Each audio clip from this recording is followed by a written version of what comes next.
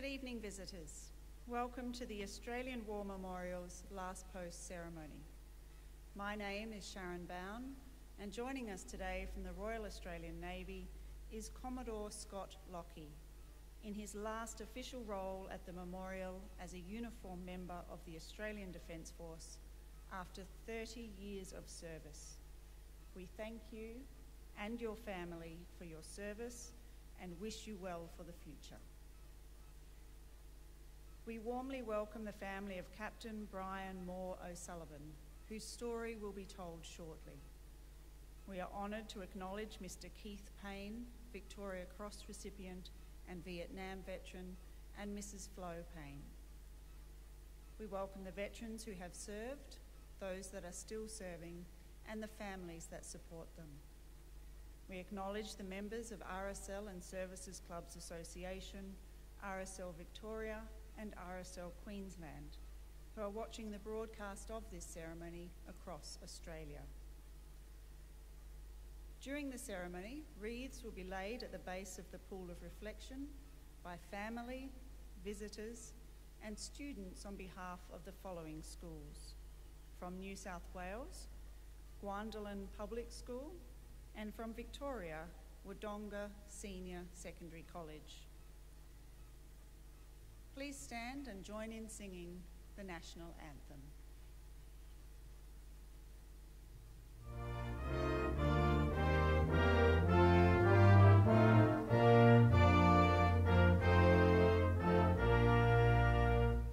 Australians, oh, let us rejoice, for we are young and free. We've golden soil and wealth for toil, our home is earth by sea. Our land abounds in nature's gifts, of beauty rich and rare. In history's page let every state advance Australia fair.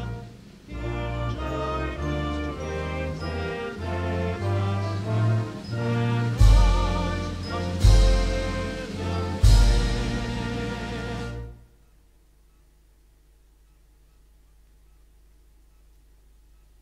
Boys and girls, please be seated.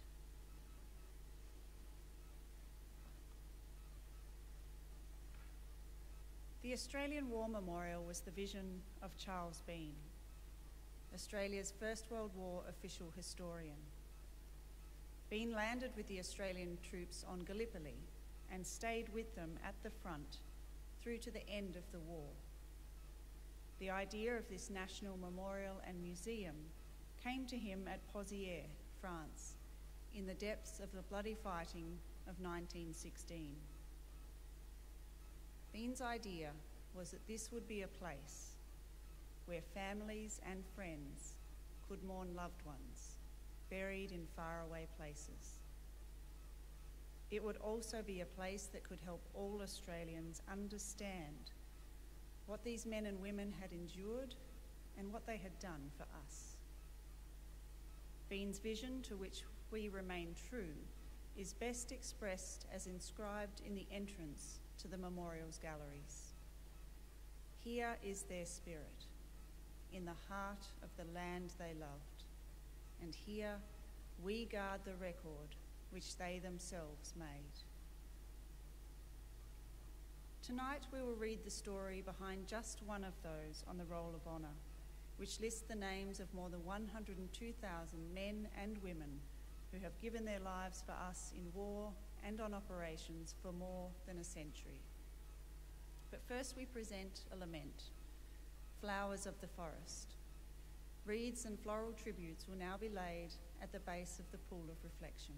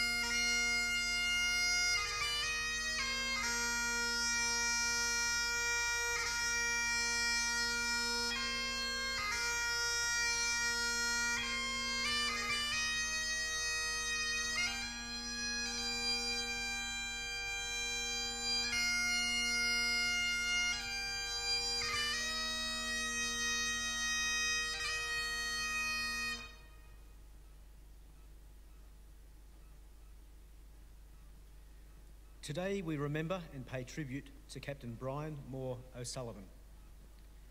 Brian O'Sullivan was born in 1894, the youngest of 3 children born to Edward and Frances O'Sullivan of the Melbourne suburb of Richmond.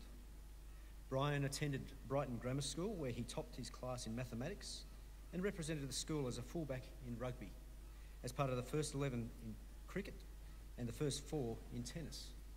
He then followed in his father's footsteps to become a doctor and began studying medicine at Melbourne University, where he also spent time parading in the Melbourne University Rifles. Those who knew Brian remembered him as he was splendid in physique, so he was great in mind and manner. Brian enlisted in the Australian Imperial Force at the end of his second year in medicine in November of 1915.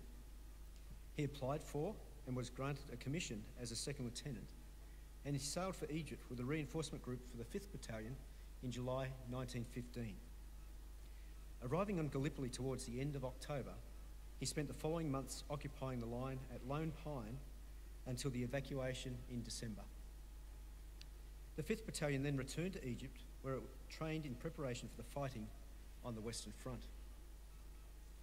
Landing in France in March 1916, the battalion spent several weeks in the relatively quiet nursery sector near the town of Armentières, patrolling no man's land and carrying out raids on the German trenches.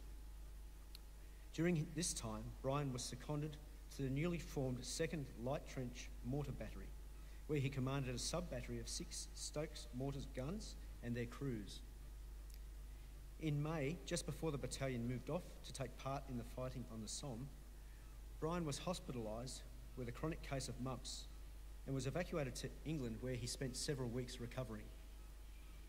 He was promoted to captain when he returned to France, rejoining his unit as it was holding positions for the following winter between the villages of Fleur and Gerdecourt, when the fighting on the Somme had ended. What occurred next was atypical of the Australian experience during the First World War. Perhaps due to an increasing need for medical officers, Brian returned to Australia to complete his studies at Melbourne University. He was discharged from the AIF and resumed his medical degree. However, according to a local newspaper reporting, his thoughts were ever with the men in France. A recruiting sergeant visited the university, where Brian again offered to put his studies aside and was accepted. Brian re-enlisted in October 1917 and embarked in command of a reinforcement group for the 5th Battalion in January 1918. After several months of training in the Salisbury Plain in Wiltshire, he returned to the 5th Battalion in France, just as the war was reaching a critical period.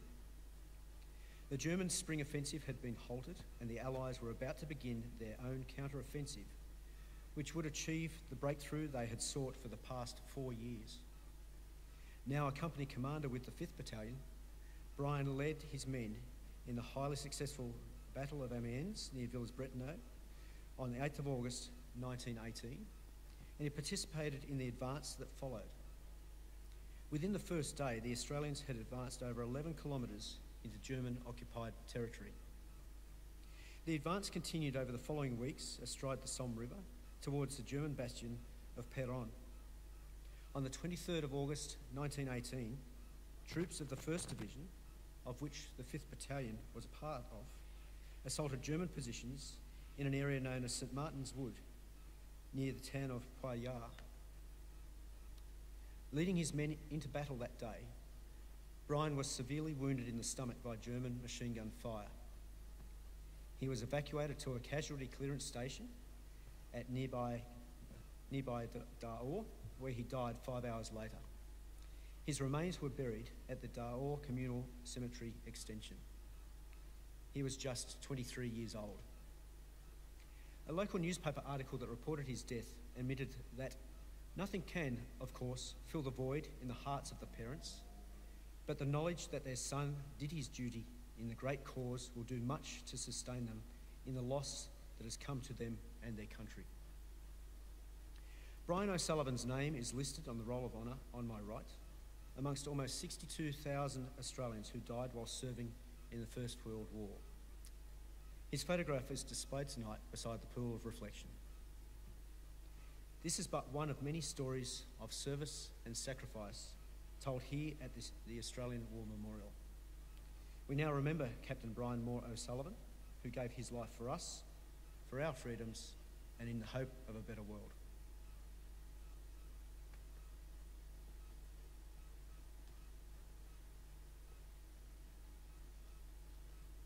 Please stand for the reading of the ode and the sounding of the last post.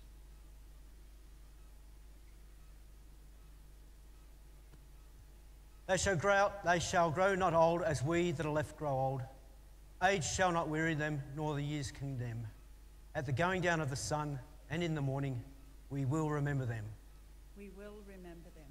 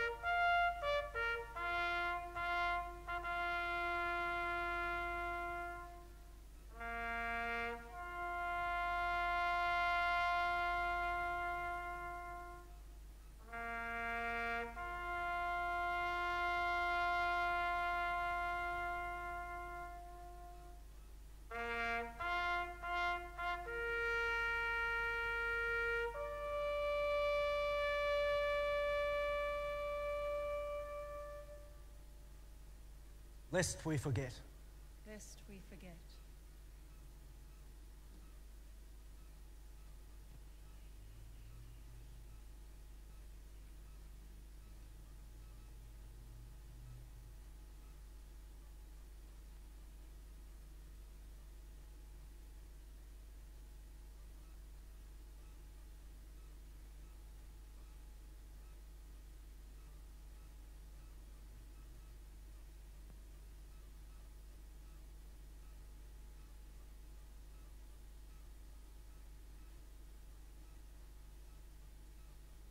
We leave you this evening with the words of the memorial's founder, Charles Bean. Many a man lying out there at Pozières or in the low scrub at Gallipoli, with his poor, tired senses barely working through the fever of his brain, has thought in his last moments, well, it's over. But in Australia, they will be proud of this.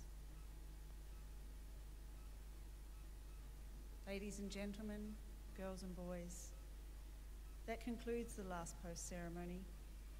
We thank you all for visiting the Australian War Memorial, and we wish you all a very good evening. Thank you.